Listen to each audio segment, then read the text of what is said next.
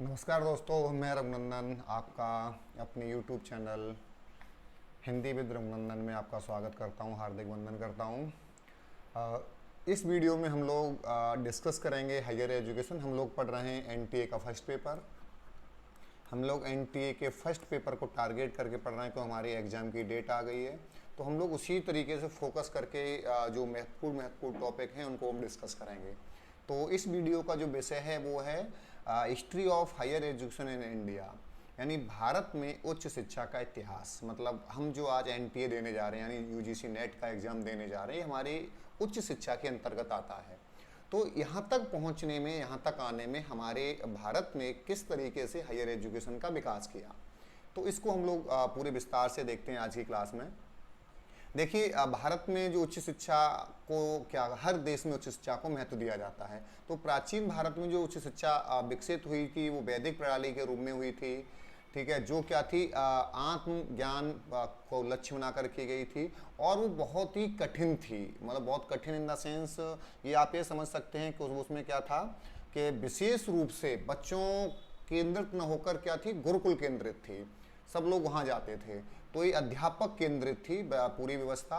यहाँ कठोर अनुशासन चलते थे, नियम कायदे बहुत चलते थे, बहुत सारा दायित्व रहता था शिक्षकों के ऊपर, और वहाँ के जो गुरुकुल में जाने वाले, शिक्षा लेने वाले, उनका था। परंतु हमारी जब हम लोग आधुनिक दौर में आए तो दुनिया का पहला विश्वविद्यालय 19वीं शताब्दी में तक्षशिला की स्थापना की गई थी, और फिर उसके बाद हमारा नालंदा विश्वविद्यालय की स्थापना 4वीं शताब्दी में हुई थी। ये ईसा पूर्व में हुई थी, 700 ईसा पूर्व में, ये 4वीं शताब्दी में हुई थी। वर्तमान विश्वविद्यालयी एजुकेशन प्रणाली है वो क्या है, औपनिवेशिक दौर, मतलब अपने भारत के जो औपनिवेशिक दौर था उसमें सबसे ज़्यादा विकास हुआ। अंग्रेजों ने भारत का खून तो जरूर चूसा, पर एजुकेशन में, इंफ्रास्ट्रक्चर में बहुत विकास किया। सड़कें बनवाई, विद्यालय बनवाए, ठीक है, और भी बहुत सारी चीज़ें उन्होंने विकास किया। तो जब औपनिवेशिक दौर चल रहा था भारत में, तो उस समय 1817 में उन्होंने हिंदू कॉलेज की स्थापना की थी। किसकी की स्थापना की थी? हिंदू कॉलेज की, 1857 में। भारत में यूरोपीय शैली पर आधारित यह पहला क्या था, शिक्षण संस्थान था, जहां यूरोपीय शैली पर शिक्षा दी जाती थी। परंतु 1823 के, ठीक है, माउंट स्टुअर्ट ने और 1835 में लॉर्ड मैकाले की रिपोर्ट से भारत की शिक्षा पद्धति में बहुत सारे बदलाव आए, और हायर एजुकेशन की जड़ें बहुत गहरी रूप से आपको इन दोनों अधिनियम में आपको मिल जाएंगे। और इसमें बहुत सारे सुझाव दिए गए थे। इसमें सुझाव दिए गए थे कि भारत में जो एजुकेशन हो क्या हो, यूरोपीय साहित्य की हो, विज्ञान की पढ़ाई, उच्च शिक्षा की, उच्च संस्थानों की शुरुआत हो विज्ञान के इंस्टीट्यूट्स के लिए, और शिक्षा के माध्यम के रूप में क्या हो, अंग्रेजी का उपयोग हो। यानी हमारी शिक्षा किस भाषा में होनी चाहिए, अंग्रेजी के रूप में हमको शिक्षा मिलनी चाहिए। और फिर आगे क्या हुआ, लंदन विश्वविद्यालय के आधार पर भारत में भी विश्वविद्यालय की स्थापना के लिए क्या किया गया, विचार किया गया 1854 में। किसने किया? वुड डिस्पैच के ने किया था। किसने किया था? वुड डिस्पैच ने। और भारत में अंग्रेजी शिक्षा का मैग्ना कार्टा भी इसी को कहा जाता है। एक प्रश्न कई बार आपके यहाँ पूछा गया है कि भारत की एजुकेशन का मैग्ना कार्टा किसको कहा जाता है, तो 1854 में कौन सा चार्ल्स वुड डिस्पैच आया था, इसी को क्या कहा जाता है, मैग्ना कार्टा कहा जाता है। इसका लक्ष्य भी एकदम क्लियर कट था। इसने अपना अपना लक्ष्य क्या लगाया था, इसने लक्ष्य बनाया था क्या हो, इस शिक्षा का लक्ष्य क्या हो, यूरोपीय कला हो, विज्ञान हो, दर्शन हो, और साहित्य का क्या हो, फैलाव हो।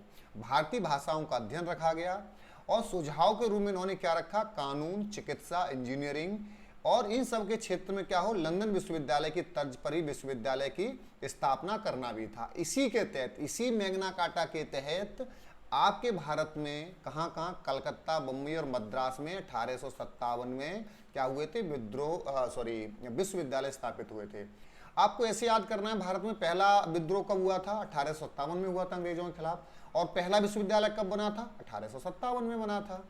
तो इस तरीके से आपको इसको याद रखना है। पहला विद्रोह कब हुआ, स्वतंत्रता संग्राम का पहला विद्रोह किसको कहा जाता है, 1857 के विद्रोह को कहा जाता है। इसी तरीके पर सिर्फ 1857 की वर्ष से विद्रोह के लिए यादगार नहीं रखी जाती है, ये एजुकेशन में भी मील का पत्थर साबित हुई थी। इसीलिए इसको कहा जाता है किसका, भारतीय एजुकेशन का मैग्ना कार्टा। अंग्रेजी शिक्षा का क्या कहा जाता है, मैग्ना कार्टा कहा जाता है इसको। और 1857 में हमारे कलकत्ता, बम्बई और मद्रास में विश्वविद्यालय की स्थापना हो गई थी। 1943 तक भारत में विश्वविद्यालय की संख्या काफ़ी बढ़ गई थी, 12 हो गई थी इस वर्तमान में, ठीक है। कॉलेजों की स्थापना 75 हो गई थी और 44 तक आते आते एकदम नई शिक्षा नीति पर विचार होने लगा था। 1950 में विश्वविद्यालय की संख्या लगातार बढ़ रही थी।